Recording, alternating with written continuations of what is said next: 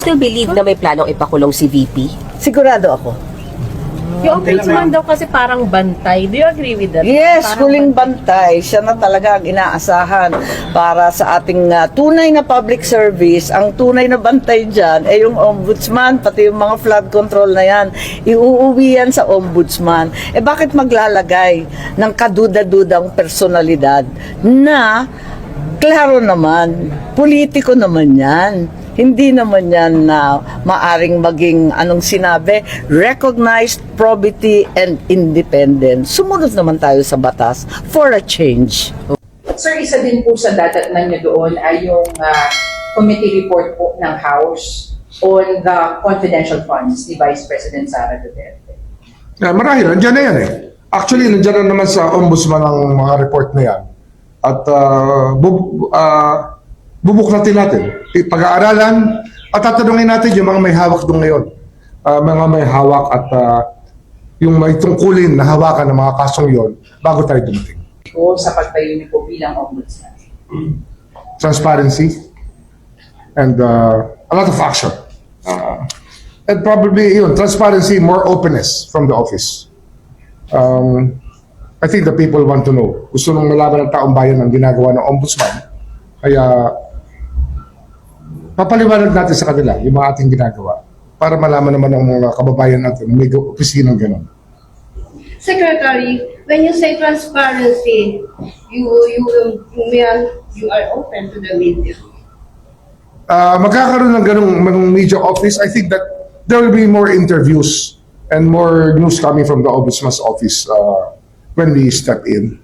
I think it's a necessity that is there sapagkat yung tao naghahanap talaga ng transparency and accountability sa taong bayan.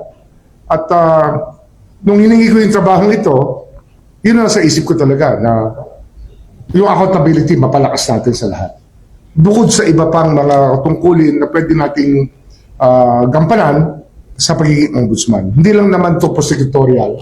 It also, as the voice of the people, yung mga kinakailangan gawin ng gobyerno ay dapat sinusubaybayan din ng ombudsman.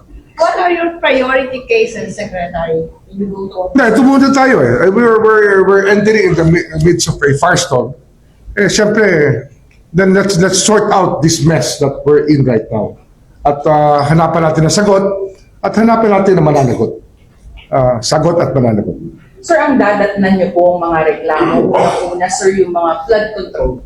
Ano po sir yung aasahan po ng publiko? Unang-una, napag-aralan na namin ang ibang problema niyan, hindi naman lahat. At least, yung first district ng Bulacan na DPWH, napag-aralan na namin ang problema. We've studied it here already. So, ang mahalaga kasi dyan ngayon sa rules ng Ombudsman, may fact-finding.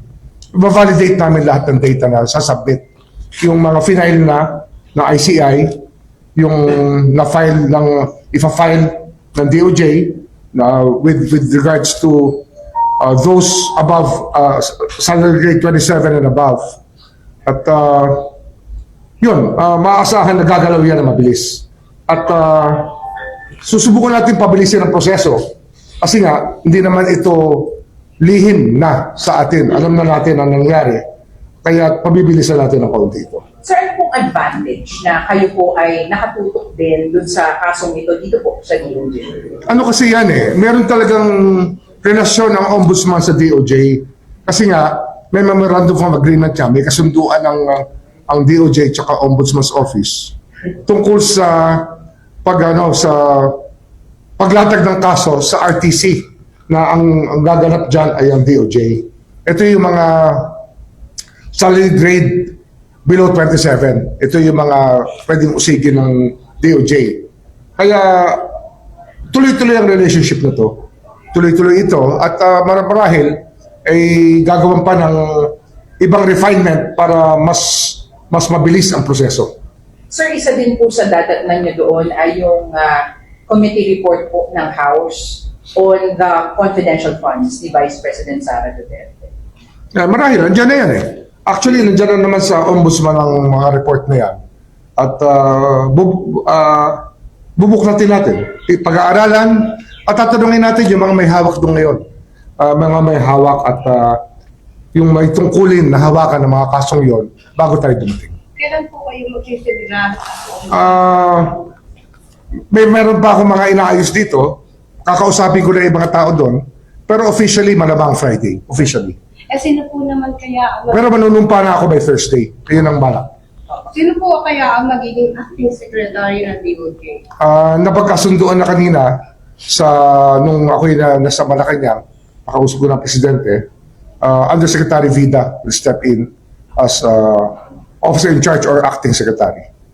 Sir, you spoke to the President. Ano po, sir, yung mga instructions na binigay po niya sa inyo? Sabi niya, yung accountability of public officers, pangalagaan mo talaga. At hinahanap ng taong bayan yan. At ako naman siyempre, yun naman ang hinahanap kong trabaho. Yun ang aking hiningin trabaho sa kanya. Kaya nagkasundo naman kami dyan sa bagay na yan. At marami pang iba na kinakailangan gampanan para mapabuti natin ang takbo ng ating bansa. Sir, yung nag-a-apply pa lang po kayo bilang ombudsman, marami na pong mga kritiko, yung nagsasalita. Senator Amy Marcos is saying na pag kayo raw po ay naupo, asahan na raw po ang mga kaso laban daw po sa mga Duterte at sa mga aliado nito. Alam niyo, nung naging DOJ Secretary ako, ang unang-una kong tinanggal, weaponization ng batas. And it will not be weaponized. Sisiguraduhin ko sa lahat yan. Wala itong sisinuhin. Ang trabaho ng ombudsman para sa buong Pilipinas, hindi sa isang kampo ng politika. Kaya wala tayong sisinuhin dito. Sir, yung DOJ policy na evaluate muna ang kaso file to weed out yung mga nuisance cases, will be adopting the same sa ombudsman kung saan? Siyempre, dapat taasan na standard. Sabi ko nga, dapat mawala yung weaponization ng office. Dapat dyan talaga, hanapan ng ebidensya at yung ebidensya matibay. Para pag final na, ang idea natin dito iba eh, no? Actually, hindi naman iba. Alam to ng lahat ng abogado. Pag kumpleto ka sa ebidensya at ang kaso ay nakamada nyo na kung paano gagampanan ng kaso, kung paano ihaharap sa husgado. Ang gusto natin mag-continuous trial para mabilis. At iiksian natin ang taktika ay susubukan nating maibsan, mabawasan yung mga taktika ng pagdidelay ng kaso. Kasi ang naging tendency na marami, i-delay yung kaso, sabay sasabihin, they were denied the right to a speedy trial. Hindi ho pwede yan. Dapat dito talaga yung benchmarking ng lahat ay magawa para bilisan natin ang trial ng kaso. Ayusin ang ebidensya para tuloy-tuloy ang takbo. And ano yan, pwede naman kausapin dyan ng makikipag-dialogue ako dyan sa Sandigan Bayan para magkasundo naman sa bagay na ito. Kasi nga, ang justice system, dalawa yan, hindi naman DOJ lang yan o ombudsman eh. Ang isang parte niyan talaga ang court system. Kaya pag-uusapan namin yan para hindi na manaig ang mga taktika para humaba ang mga kaso. Marami po kayong unfinished case na iwanan sa DOJ. What will happen? Tiwala naman tayo na nasimulan na natin na dapat magampanan ng DOJ. Nandun na tayo sa direksyon na yan. Kaya hindi ako natatakot na iwan ang DOJ na nandun pa yung mga trabahong kailangan gampanan. Pero siyempre, ito talaga yung 3 taong kong ginagawa na araw-araw. So, mag-a-adjust pa tayo. Mag-a-adjust. Sir, meron